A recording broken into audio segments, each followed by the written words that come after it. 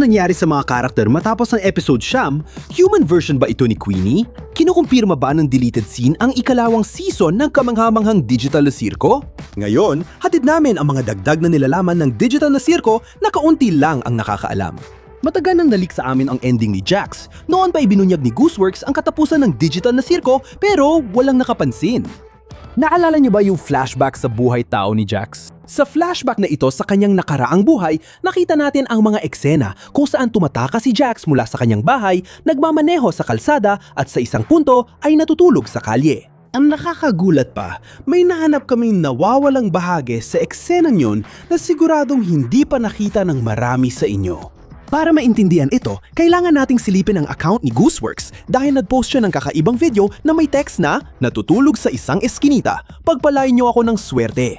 Marami ang nag-akala na walang kaugnayan ito sa mga episode ng digital na sirko, pero nang suriin namin, napansin namin kapareho ito ng eskinita sa flashback ni Jax. Bukod pa rito, may ilan na basta nalang inakala na ito ay isang lumang video ni Gooseworks nung hindi pa siya bahagi ng team ng Glitch dahil kung hindi nyo alam, dumaan din siya sa mga napakahirap na sitwasyon. Dahil dito, may espesyal na kahulugan ang flashback scene ni Jax. Lalo't ilang beses sinabi ni Gooseworks na relate siya sa karakter, kaya hindi rin nakakapagtaka kung isinama niya ang mahirap na bahagi ng buhay niya.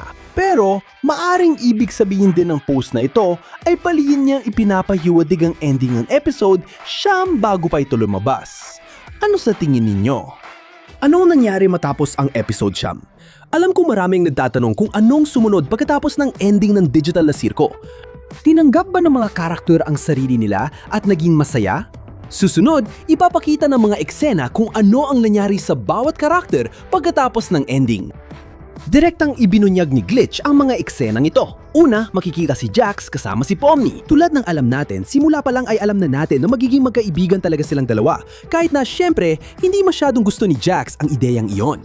Sa larawan, naganda ng picnic si Pomni kasama si Jax para kumain sila ng magkasama. Patunay ito ng matibay na pagkakaibigan ng dalawang karakter, lalo na sa tekstong magkasama anuman ang mangyari. Ang ganda! Tunay na magkaibigan! Kahit anong ginawa ni Jax, hindi umalis si Pomni sa kanya. Sunod naman sina Gangle at Zubal.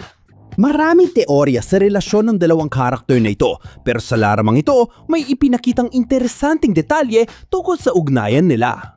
Magkatabi silang nakatingin sa mga bituin sa labas ng tolda ng digital na sirko. Hindi napansin ng marami ang eksenang napapahiwatig na may iba pang namamagitan sa dalawang karakter sa dulo ng episode siyam. Kung napansin ninyo, tinutukoy ko ang end credits kung saan bukas ang pinto ni Gangle at lumalabas ang mga puso sa pinto ni Zubal. Medyo kahina-hinala, hindi ba? Parang sinusubukan ng kordon at Lego na magkaanak ng digital na bata.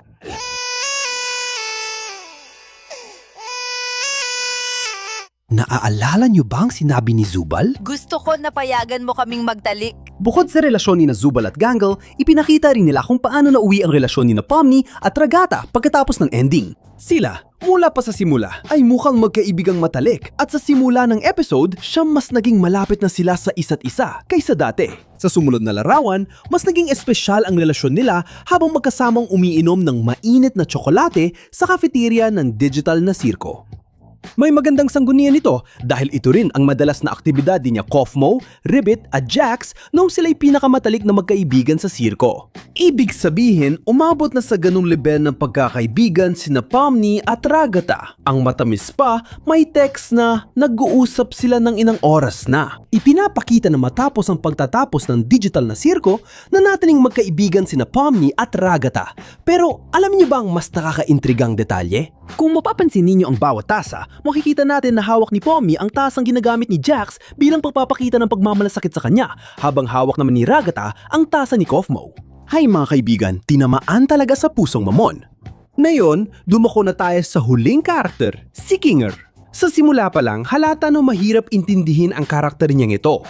At ngayon, ang tanong na kailangan pa nating sagutin ay, ano ang mangyari kay Kinger pagkatapos ng pagtatapos ng sirko?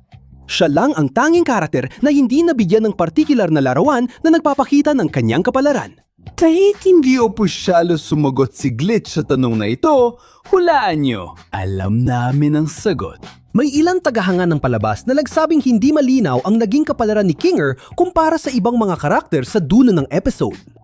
Ito ay dahil wala na siyang balde sa ulo na nagpapalinaw ng isip niya. Mga kaibigan, ipinakita talaga ang kapalaran ni Kinger sa isang eksena sa dulo. Nakita natin siyang nilalagyan ng paminta ang plato niya, hindi ang tinapay na puree. Bukod dito, nakabaon ang tinidor niya sa mesa na tila senyales na bumalik siya sa dati niyang pagkabaliw. Dahil dito, bumalik siya sa dati niyang ugali. Kaya malamang hindi niya naranasan ang pinakamasayang katapusan tulad ng iba niyang kasama. Tanong ko lang, bakit hindi na lang siya bigyan ng salamin pang araw at tapos na? Dahil sa demensya, maring mas masaya siya kaysa nung malinaw pa ang isip niya dahil alam niyang hindi na siya makakalabas. Napansin niyo ba na balikan sina Jax, Ribbit at Kofmo bilang magkaibigan? Bakit sila muling nagsama? Matagal nang pinag-uusapan ang lihim na pag-uusap ni Kane at Bubble hinggil sa alternatibong ending ng episode siyam, pero hindi yon ang pinakamahalagang ibinunyag ng leak na ito. Ipinakita rin sa atin ang isang pag-uusap ni Kane at Bubble na wala sa episode siyam. Sa dulo, makikita natin ang tolda ng digital na sirko na papalayo, pero sa alternatibong bersyon, imbis na maputol, tuloy-tuloy ang eksena at nakikita sina Kane at Bubble na magkasama. Nakakabaliw kasi sabi ni Kane, mas masaya raw ngayon ang mga miyembro ng sirko habang si Bubble sumagot lang ng walang kwentang tanong. Pero pagkatapos nun, narinig nating may mahalagang sinabi si Kane. May masamang nangyayari sa mga bersyong tao ng mga karakter. Pagkatapos, nag-zoom out ang eksena hanggang sa pagtatapos ng kabanata. Ito na kaya ang tunay na katapusan ng digital na sirko? Marami ang nag-iisip na baka hindi ito totoo dahil tiyak na nawala na si Bobo. Pero sinabi mismo ni Gooseworks na ang mawala ay hindi nangangahulugang patay na, kundi ipinadala lang sa ibang bahagi ng kawalan. Ilagay ninyo sa mga komento kung ano ang inyong konklusyon. Ang bersyong taon ni Queenie, ang mga eksena nito ay hindi lumabas sa episode siyam at mga dagdag na eksena ito ng mga bersyong taon ng mga karakter. Pero hindi yon ang pinaka-importante. Sa mga eksenang ito, nakita natin ang isang lihim na karakter na hindi rin ipinakita sa episode siyam. At kinuha ang mga ito mula sa isang behind-the-scenes na video na walang iba kundi ang bersyong tao ni Jax ang nag-record. Sa video, makikita natin ang mga human version ng mga karakter tulad din na Ragata, Pomni, Gangle at Zubel. At lumitaw sila sa parehong lokasyong ipinakita sa katapusan. Pero bukod sa mga lihim, ipinakita rin nila ang iba pang lokasyon. Halimbawa, nagkaroon tayo ng eksena kasama ang mga karakter sa loob ng bar ni Zubel. May mga kuha rin tayo sa likod ng mga eksena ng ilang karakter habang ginagawa ang segment para sa social media. Makikita natin dito ang bersyong tao ni Jax na nakauniporme bilang tagapaghatid. Ang pinakakamanghamanghang lihim ng sesyon ng behind the scenes na ito ay eksena kasama ang karakter na bihira nating makita. At syempre, tinutukoy ko ang bersyong tao ni Queenie. Makikita siyang yakap ang stuffed toy ni Queenie. Ang susunod na eksena sa misteryosong short ay tumatalakay sa ideya pagkatapos ng katapusan. Ito ay isang partikular na eksena na sinasabi mula sa natirang materya ng episode siyam o bahagi ng isang ganap na bagong nilalaman na hindi kailanman nagamit. Nakakaintriga na inisip na baka interesado ang lumika gumawa ng mga shorts para sa digital na sirko. Hindi natin sigurado kung ang mga shorts ay mangyayari bago o pagkatapos ng pagtatapos ng digital na sirko. Nagsisimula ang dagdag na nilalaman sa larawan ni Pomni na nakikipag-ugnayan sa masamang bersyon ni Jax.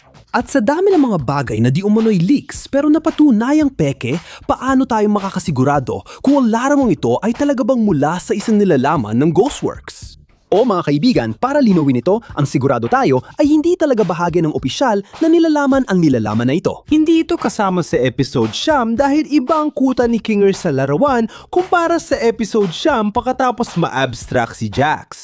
Kayo, ano sa tingin ninyo? Sa palagay nyo ba totoo ang eksenang ito mula kay Gooseworks? May alam pa ba kayong karagdagang content na di namin nabanggit? Abangan namin ang sagot nyo sa komento.